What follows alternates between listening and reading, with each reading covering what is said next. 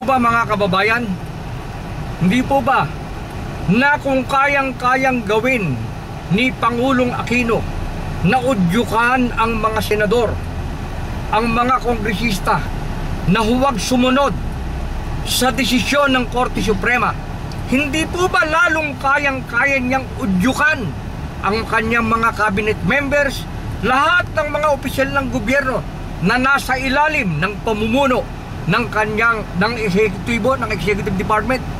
Kung yun ngang co-equal body niya ay kaya niyang udyukan na suwayin ang desisyon ng Korte Suprema, what more yung mga subordinates niya ang hindi niya kayang utusan, hindi udyukan, utusan. Hindi po ba? Magtataka ba kayo na kung kayang-kayang gawin o maging mapangahas ng ating Pangulo na udyukan ng mga mababatas na suwayin ang desisyon ng Korte Suprema, magtataka po ba kayo na siya mismo ay sumaway sa iba't iba pang mga batas na inilagda ng ating konstitusyon? Magtataka po ba kayo na ang ilan sa ating mga taong gobyerno rin mismo ay sumaway na rin sa batas sapagkat nakita nilang ehemplo ang ating Pangulo, kayang-kaya pala, wala palang anuman sa kanya na suwayin ang itinakda ng batas.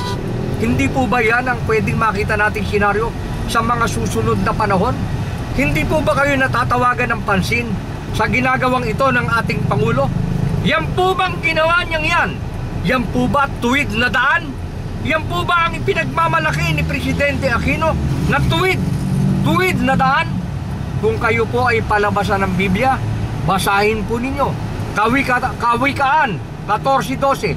Ito po ang nakalagay: may daan na tila matuwid sa isang tao, ngunit ang dulo niyaon ay mga daan ng kamatayan. Ano po ang sinabi ng Biblia? Meron na niyan daan. Na anong uring daan? Tila matuwid. Tila lang. Hindi talaga matuwid, pero tila matuwid. Sa paningin ng tao, matuwid. Ganyan ang nangyayari ngayon.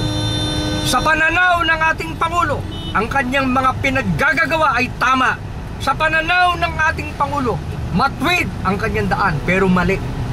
Sabi pa sa ibang talata ng Biblia, sa aba ng tao na inaaring dilim ang liwanag at liwanag ang dilim, inaaring matamis ang mapait at inaaring mapait ang matamis. Ganyan po ang kasalukuyan na nangyayari sa ating Pangulo. Ngayon, nasa sa inyo po yan, mga taong bayan.